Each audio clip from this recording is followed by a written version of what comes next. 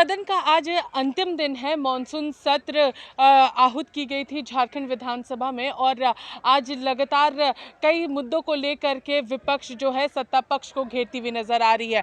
आपको बताना चाहेंगे कि आज भारतीय जनता पार्टी के तमाम विधायक बाबूलाल मरांडी की अध्यक्षता में नेतृत्व में राजभवन गए हुए थे झारखंड प्रतियोगिता परीक्षा विधेयक 2023 के मामले को लेकर के, और उनकी ओर से कई सारी बातें जो है राजभवन में रखी गई है, राज्यपाल के समक्ष रखी गई है। हम आपको सीधा सुनाएंगे। राजभवन से लौटने के बाद भारतीय जनता पार्टी के विधायक क्या कुछ कह रहे हैं इस पूरे मामले को लेकर के, सीधा सुनिए। जो एक काला कानून सरकार लेके आई थी और जबरदस्ती जिन्होंने पास कराया है, उस बिल से संबंधित जो छात्रों की चिंताएं हैं, जो हम लोगों की चिंताएं हैं, उनसे अवगत कराने के लिए कहा था।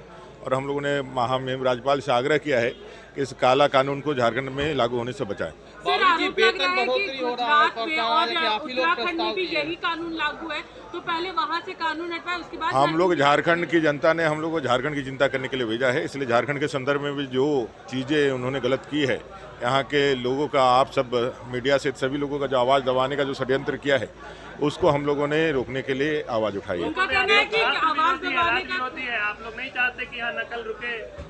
नकल कौन करा रहा है? सारा एडमिनिस्ट्रेशन तो उन्हीं के पास है। सारी चीज़ें, परीक्षाएं लेने से लेकर के एडमिनिस्ट्रेटिव सभी चीज़ें उनके पास है। ऑलरेडी कानून पहले से भी है। यह मनसा सिर्फ और सिर्फ जो इनकी गड़बड़ियां हैं, जो नौकरी बेचने का उनका षड्यंत्र है, और जिस तरह से गड़बड़ियां पकड़ी गई है जेपीएससी जेएसएससी में, जिस तरह से पकड़ी गई है, एक ही हॉल में एक ही रूम में 10-10 बच्चे पास किए हैं। बाद में उन लोगों ने उसको गलती को माना, लेकिन उसे नैसर्गिक अमानवीय भूल के रूप में स्वीकार किया। ऐसे गलतियों को मानने तक में उनकी कार्रवाई ऐसी होगी कि आपको बिना कुछ बोले हुए जेल के अंदर डाल दिया जाएगा, एफआईआर दर्ज करके सीधे डाल दिया जाएगा।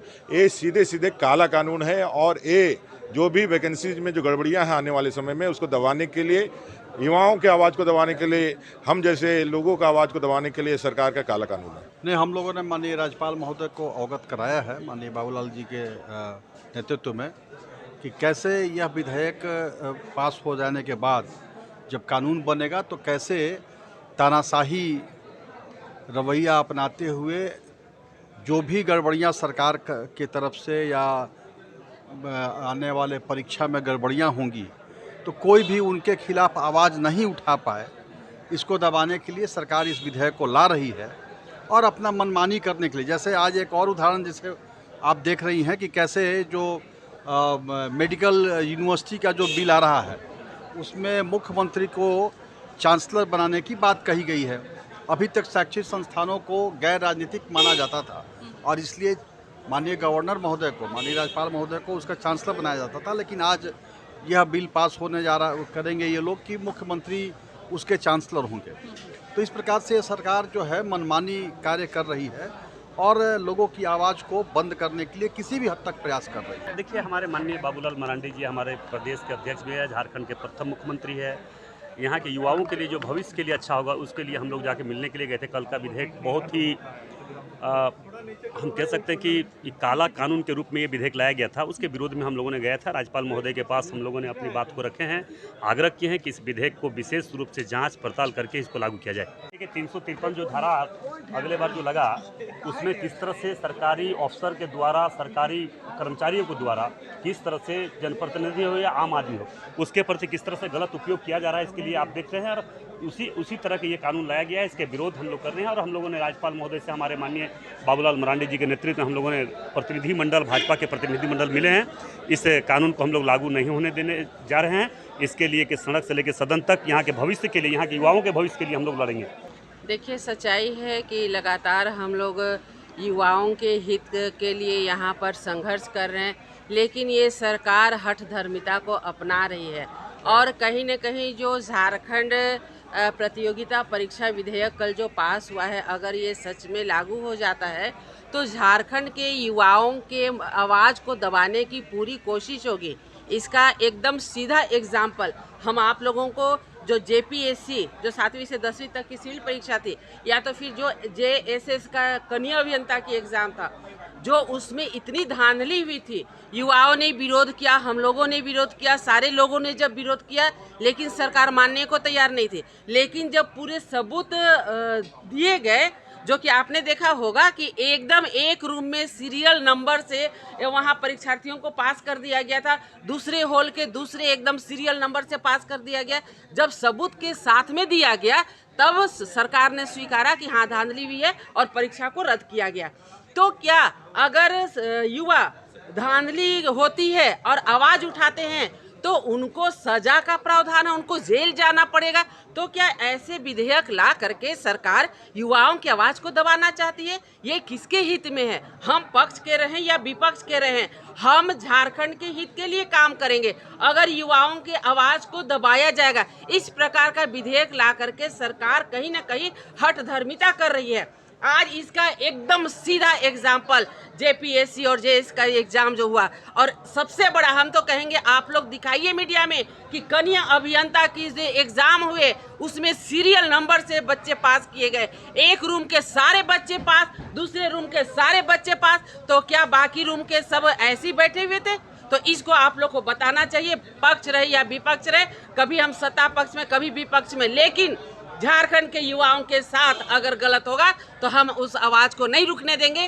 क्योंकि ये जो विधेयक आया है, झारखंड प्रतियोगिता परीक्षा विधेयक 2023, अगर ये लागू हो जाता है तो झारखंड के युवा कल आवाज नहीं उठा सकते हैं।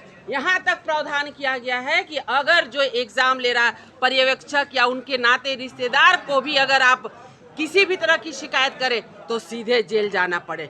तो ये कहीं ना कहीं हिटलरशाही है और इसके विरोध में आज हम लोगों ने राजभवन जाने का काम किया था। पक्ष की ओर से कहा जा रहा है कि पहले गुजरात में भी यही विधेयक लागू है, उत्तराखंड में भी यही लागू है, तो पहले वहाँ की सरकार को बोले कि वापस ले, उसके बाद झारखंड में बोले कि इस तरीके के बिल को वापस ले। देखिए, हम तो बस एक ही बात कहना चाहते हैं, आप अच्छी चीजों को लेना नहीं चाहते हैं, लेकिन जो झारखंड में विरोध का चीज है, जो यहाँ के स्थानीय लोगों को दिक्कत होगी, जो यहाँ के लोगों के हित के लिए नहीं है, आप उसको लागू करने में इतनी तत्परता क्यों दिखाते हैं? अगर हम आवाज उठा रहे हैं, हम समय मांग रहे हैं, आपको सुझाव दे रहे हैं, तो क्या विपक्ष होने के नाते हम सुझाव भी नहीं दे सकते हैं? क्या झारखंड की रक्षा करने के लिए, यहाँ के युवाओं के हित के लिए हम बात भी नहीं रख सकते हैं? तब केंद्र तक चले जाते हैं, लेकिन जो सही बात आती है उसमें तो आप केंद्र पे नहीं जाते हैं। इसलिए ये विधेयक हर हाल में वापस होना चाहिए। ये विधेयक अगर लागू होता है तो झारखंड की जनता के मुंह को बंद कर दिया जाएगा। यहाँ कोई भी सही रूप से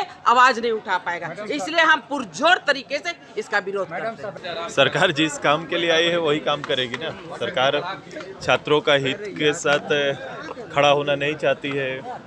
सरकार सहानुभूतिपूर्वक किसी पर विचार करना नहीं चाहती है, तुगलकी फरमान जारी करती है। यही तो सरकार की आदत रही है और यही 3.5 साल तक कर रही है सरकार। सर, बीजेपी आज राजभवन गई हुई थी इस बिल के विरोध में। हाँ, वो संस्थाओं उच्च संस्था पर जाके शिकायत करने का तो जगह बनता है और बीजेपी शायद इसलिए गई थी। सुदेश जी, आज 45,000 तक वेतन वृद्धि का भी प्रस्ताव सदन में है, विधायकों के वेतन वृद्धि को, इसको किस रूप में एक विधायक के तौर पर जनप्रतिनिधि? 2 विषय है वहाँ पर। एक विधायक का वेतन वृद्धि है जिसका समय समय पर मूल्यांकन होते रहता है, उसके लिए कमेटी बनती है और कमेटी बन के मूल्यांकन करती है। दूसरा एक है कि स्पीकर को सुख सुविधा देने का, मैं समझता हूँ एक गलत परंपरा की शुरुआत है। लेकिन मांग तो आप लोग के गठबंधन के साथ ही नहीं किया था सीपी सिंह ने? नहीं, सीपी सिंह से किसी से मेरी व्यक्तिगत राय है, मेरी व्यक्तिगत राय है कि ऐसी परंपराएं अच्छी नहीं होगी, अच्छी परिपाटी नहीं मानी जाएगी। तो आप लोगों ने यहाँ पर बीजेपी के विधायकों को सुना और साथ ही साथ आजसू के विधायक को सुना, सुदेश महतो को, जिनका स्पष्ट रूप से कहना है कि ये विधेयक अभ्यर्थियों के खिलाफ में है। और साथ ही साथ जब उनसे पूछा गया कि जिस तरीके सत्ता पक्ष आरोप लगा रहा है कि ये विधेयक जो है हूबहू गुजरात और उत्तराखंड में भी लागू है, तो पहले वहाँ की सरकार को क्यों नहीं बोल रहे कि वापस ले? वहाँ पर उन्हीं की सरकार है। इसको लेकर के लगातार पक्ष भी विपक्ष को घेरता हुआ नजर आया और भारतीय जनता पार्टी के विधायक जो है वो लगातार यही कह रहे हैं कि ये विधेयक जो है अभ्यर्थियों के लिए नहीं है, उनकी आवाज को बंद करने के लिए ये विधेयक लाया गया है। फिलहाल हमारे साथ इतना ही। सहयोगी विशाल के साथ मैं पूजा, लाइव इंडिया।